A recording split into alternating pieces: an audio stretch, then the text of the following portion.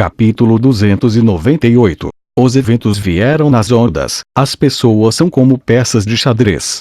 Naquela tarde, os relatórios da linha de frente foram para a sede militar localizada na região sul de São Petersburgo. Havia rumores de que os generais de Zenit foram repreendidos pelo imperador e assim. Neste momento, os generais e os altos funcionários estavam ansiosos e preocupados. Por causa da linha de frente desmoronada, muitos nobres foram culpados e presos na prisão no Palácio Imperial dos Cavaleiros. Mesmo que o velho general Bolunzang não tenha se retirado e lutado contra o inimigo, sua família também estava sob monitoramento apertado à medida que mais e mais batedores entravam e saíam da capital, mais e mais cavalos morriam de exaustão no território de Zenit. As pessoas no Império estavam todas preocupadas. Algumas pessoas disseram que as tropas de elite de Spartax estavam prestes a chegar a São Petersburgo. Algumas pessoas disseram que o general Bolunzang que foi capturado já se rendeu ao inimigo. E algumas pessoas disseram que o imperador Yassin estava prestes a morrer devido à sua doença. Nos rumores que foram passados, os nobres estavam se preparando para correr para o norte para evitar a guerra, e o Império Zenit estava prestes a entrar em colapso.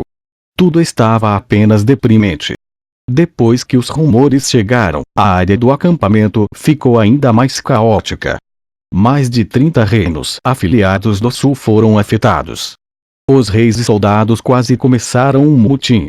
Seus reinos estavam no sul, e muitos dos reinos da região sul do Império foram conquistados pelas tropas de Spartax. O fogo da guerra queimou em sua terra e seu amado estava em uma situação ruim. Os soldados de Spartax eram conhecidos como cruéis e de sangue frio, e eles haviam matado 100.000 civis de Zenit antes em um dia. Como o rancor e o ódio entre os dois impérios eram tão profundos, só restaram ossos e terra queimada depois que os soldados Spartax passaram pelos reinos afiliados de Zenit. Sob tal circunstância, alguns dos reis dos reinos do sul estavam preocupados com a morte. Eles não estavam dispostos a terminar a competição, e pediram permissão para voltar ao seu reino, lutar pelo império e salvar seus entes queridos. Os outros reis esperavam que o império falasse. Alguns dos reis pediram insistentemente ao império que enviasse reforço às 3 regiões que estavam sendo tomadas. Todo mundo queria se livrar dos invasores do mal Spartax. Neste momento, um nome foi falado muito. Deus da guerra de Zenit Andrei Varshavin. Numa altura em que o imperador Yassin não podia liderar o exército devido à sua doença, muitas pessoas depositaram esperanças neste deus da guerra que tinha matado numerosos soldados Spartax na fronteira dos dois impérios.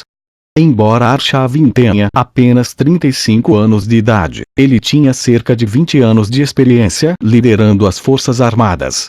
A Legião Sangue de Ferro era invencível sob seu comando, e os soldados Spartax estavam aterrorizados por ele.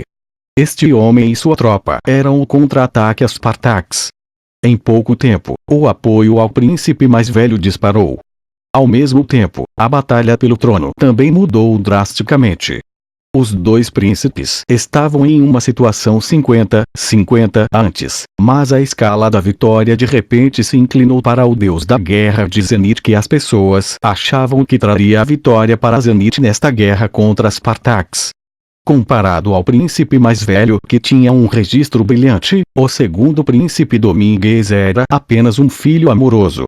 Ele não ganhou méritos desde que veio para São Petersburgo, e só recebeu investimentos e apoio de famílias nobres porque era amado por seu pai.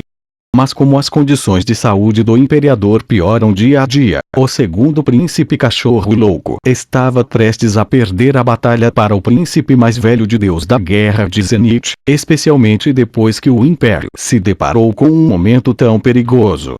Quando o caos chegou à área do acampamento, o acampamento de Chambord era muito pacífico. Um dos motivos foi que a Chambord estava localizada na região norte. Mesmo se São Petersburgo fosse conquistado, Chambord ainda estaria em segurança. Esse era um dos benefícios de estar em uma região remota e pobre. Os nobres e reinos ricos que olhavam para baixo em Chambord agora todos queriam se tornar abutres para que eles pudessem evitar a guerra. É claro que os guerreiros de Chambord adoravam batalhas. Pessoas como P.S. Drogba e Oler já expressaram seu interesse em ir para a linha de frente e lutar contra os inimigos. Até mesmo Peter Sage, que era uma pessoa realmente atenciosa, também pensou em liderar os oficiais de execução da lei e os cavaleiros do Zodíaco na guerra. Ele acreditava que a guerra real deixaria os meninos se tornarem homens. Foi o que aconteceu que esses caras ficaram muito mais fortes. Sua confiança disparou.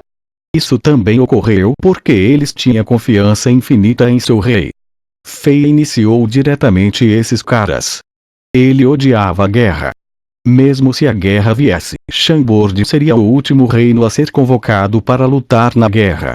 Fei estava absolutamente certo.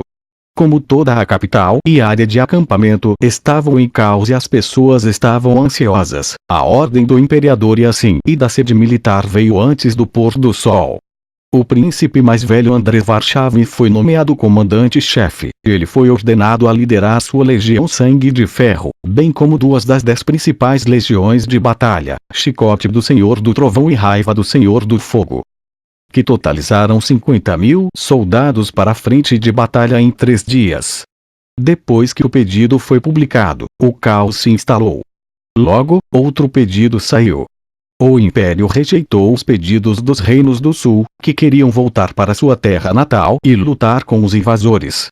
Todos eles foram ordenados a permanecer na área do acampamento e participar da competição até que terminasse. Por causa dessa guerra repentina, a competição foi modificada. A próxima rodada de desafios foi cancelada, e os 10 melhores mestres, assim como os 5 primeiros reinos de cada região de batalha, entraram diretamente nos jogos do ranqueamento do reino. Após o término da competição, os 244 reinos filiados formariam uma nova legião e participariam da guerra contra o Império Spartax. Os 10 melhores mestres da competição seriam canonizados como nobres de nível 1 e assumiriam papéis de comando na legião recém-formada. O histórico e os méritos militares dos reinos afiliados poderiam entrar na guerra, com Spartax seria usado para promover e rebaixar os reinos. Os 10 melhores reinos com mais méritos militares se tornariam automaticamente os novos reinos afiliados do nível 1. Assim, os números e as estruturas dos reinos afiliados permaneceriam os mesmos, mas o nível dos reinos mudaria. Até certo ponto, isso corrigiu a questão do cancelamento das partidas do desafio. Além disso, isso significava que uma era maluca para os reinos afiliados veio. Os desafios encontrados na competição estavam dando uma vantagem aos antigos e poderosos reinos. Eles tinham muita força acumulada, e suas conexões com as forças poderosas em São Petersburgo permitiram que permanecessem poderosos para sempre. Mas como o ranqueamento era agora baseado em méritos militares, os reinos mais fracos tinham a chance de brilhar. Toda a força acumulada desses poderosos reinos era quase negligenciável em uma guerra. Durante a guerra, numerosas pessoas seriam mortas e heróis teriam a chance de se levantar. Se a oportunidade estivesse certa, até mesmo uma pequena figura poderia se tornar um herói lendário. Para muitos pequenos reinos, essa era a chance deles. Essa pequena chance era algo em que eles se concentrariam. Comparado com os desafios, os pequenos reinos tinham mais chances em guerras. Por um momento, todos os reinos afiliados estavam empolgados com a próxima guerra com Spartax no sul. Os mestres e reinos que conseguiram entrar no top 10 e no top 5 estavam se preparando para a investida final. Eles não estavam apenas atraídos pelo status de nobre. Eles estavam mais interessados na habilidade de comandar a legião que iria se formar. Chambord era definitivamente um candidato quente para a posição de liderança. Como o mundo exterior estava ficando barulhento, Fei fez outra coisa. Ele chamou o velho Zolask e o jovem Modric para sua tenda central. Depois de 2 horas de conversão secreta, os dois deixaram o acampamento do Chambord com seus pertences. Logo, as duas pessoas que faziam parte da força expedicionária da Chambord estavam longe de serem encontradas. Em poucos dias, uma nova organização chamada de Escritório de Cartas tornou-se ativa em torno da capital. Ninguém sabia a quem esta organização pertencia.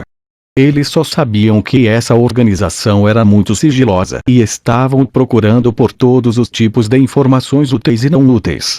Além disso, eles estavam procurando contratar pessoas que tivessem todo tipo de habilidades. Essa organização logo chamou a atenção das outras forças. Mas depois de alguma espionagem, eles aprenderam que havia 3 pessoas que estavam por trás de tudo. Essas 3 pessoas estavam sempre juntas. O velho e o menino eram pessoas normais. Eles não eram fortes guerreiros. No entanto, havia uma grande pessoa misteriosa com uma máscara de 5 cores no rosto. Essa pessoa nunca falou, mas a força dessa pessoa era inestimável. O velho e o jovem estavam encarregados do funcionamento do escritório de cartas, e o mascarado era como uma espada afiada que os protegia.